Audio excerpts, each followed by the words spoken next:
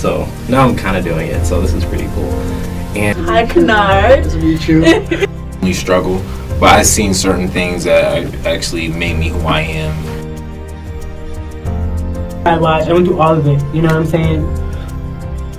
Part, like a big turning point in my life, like around. Yeah, that's an interesting thing. Hello, everybody. I'm Kanard Lewis, and this right here is the 4th interview for season 13 for TKW videos. And I'm here with a special guest. What is your name? Shania Forbes. Hello, nice to meet you. Same here. Nice Same to meet here. you. Yeah. Thanks for being on the show with us this season. My pleasure. Give us a little background about yourself. You know, you obviously said your name, but you know, place where you live, major, you know, stuff like that. Well, I'm from Brooklyn, New York, Okay. and I'm a psychology major, and I go to SUNY Fredonia. Yeah. All right. How come you picked up psychology? It's a long story, actually. I wrote my personal statement about this. So, growing up, like, my parents, well, my stepfather and my mom, they bickered every day, a lot. And, like, my stepfather, he would, like, put me into their arguments. He would be like, oh, didn't your mom say that? Or, like, use me as, like, a witness, basically. And I was definitely in elementary school. So, my mom was not happy about this. It was really awkward because, you know, as a child, like, you have to follow your adults, like, instructions. So I was just there in the middle, like, who do I listen to, my mom or, like, this other parental figure? And, like, yeah, I witnessed, like, just them bickering all the time, fighting, being, like, their marriage counselor, basically. So I got used to always being in the mix, like, having to understand adult, like, issues or petty adult issues, having to, like, understand situations and, like, dissect them and give good, objective advice. And then, like, I don't know, I started, like, liking it, enjoying helping people, enjoying speaking, like, listening to people's life stories. And then, like, going to middle school, too, my friends came to me for advice. Like, I was a good mediator. Like, I always had things to say. I was a positive person, always smiling. So That's good. yeah, that's good. basically it. So it's interesting how you use something that was kind of out of your place or out of your time. Because what is an 8-year-old, because you said about elementary school, or a 10-year-old doing counseling somebody that's in their 30s or in their late 20s or however adult age you are? That's a big age gap. And it's interesting how you use that as you saying, if I could do this at this age, imagine what I could do at a later age. But how was that pressure? Because you said that your stepfather was throwing you into their arguments. So how did you deal with that? Did you feel guilt or shame when you were in the middle of everything? Like how did that make you feel? It was, like I said, my mother was not, like, on board with that. So, like, she would tell me sometimes, pull me to the side after, because my stepfather at the time, he was, like, my mom's boyfriend.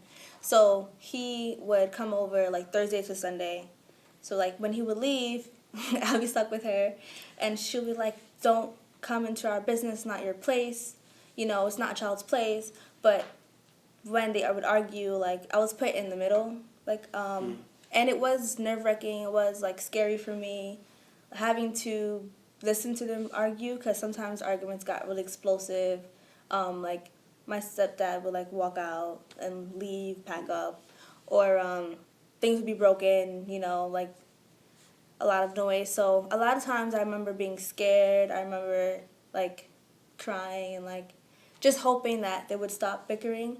But also, a part of me, I guess, like I said, adapted to it and kind of got used to it and was like, I took it for what it was and I turned it into something, like, an interest. Like, it really sparked my interest. Like, I'm here now because of that.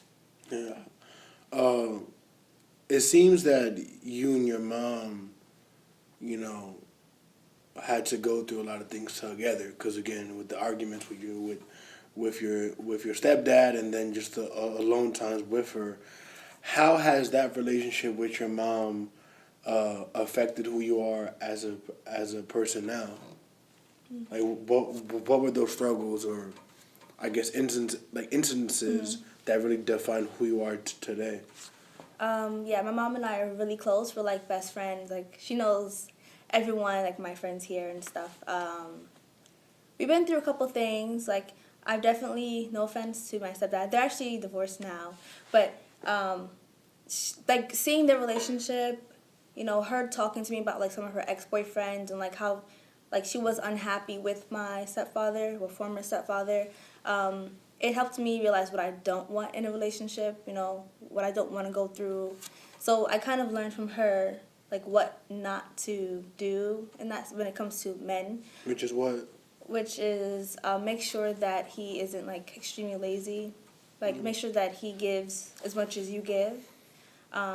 Make sure that he's ambitious, because my stepfather was like, he would come in and then he would like go in the bedroom. He wouldn't come out unless he had to use the bathroom. Like we catered to him, you know, cooked for him and like gave him foods in the bed and took the dishes out. Like it was, he was living the life basically. And then my mom and I, we've been through a couple of things. Like when my stepdad eventually like walked out on us, you know, we got like an eviction notice a month later, and it was crazy. And then like I remember me and my brother as well, he's older, we all went like hunting for like apartments to find, because we had 30 days, and it brought us close. Like she depended on me for like support, and she was feeling lonely, and like I was there for her, and we grew closely because of those circumstances.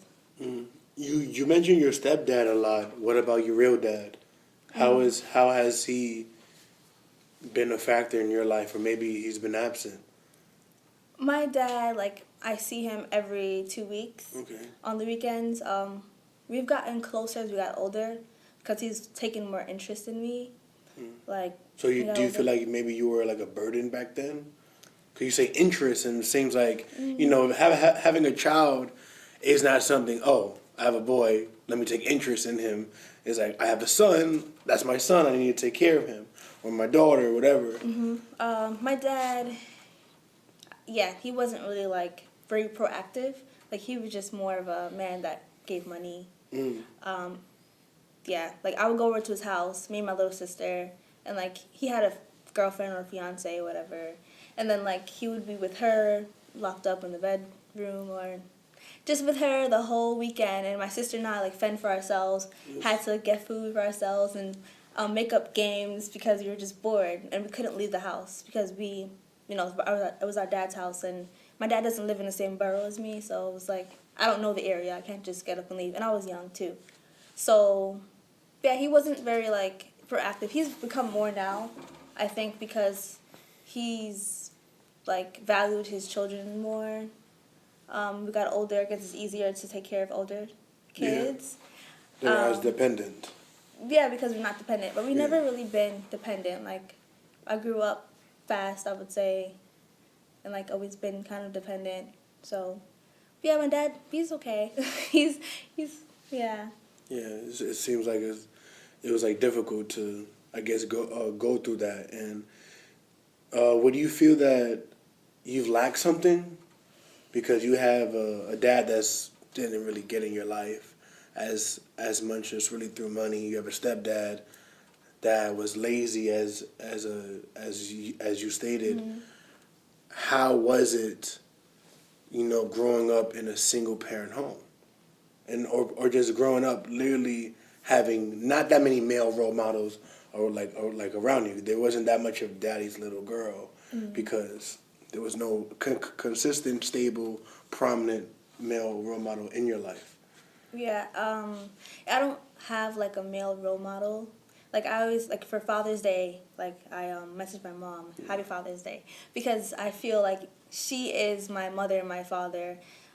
She is like the person that helped raise me, instill values into me, and work ethic. And my dad, yeah, I don't know. I think I've done okay. I do feel like I missed that. Like I had 2 chances of having that father figure in my life, and they both failed me. That's how I feel. But I've come to terms with that. And I'm a woman. I think it would be harder for me if I was a male, because males, like, they need to know how to, like, become a man, so they would more so need that male role model. My mom was a strong woman, you know, like, very strong. She comes from Jamaica. She's like, That's what's so, up. yeah. That's what's up. Besides struggling with your dad, and other aspects of being in with your stepmother and mom, and going through the eviction process, what other struggles would you say have really shaped who you are as the person that I see today?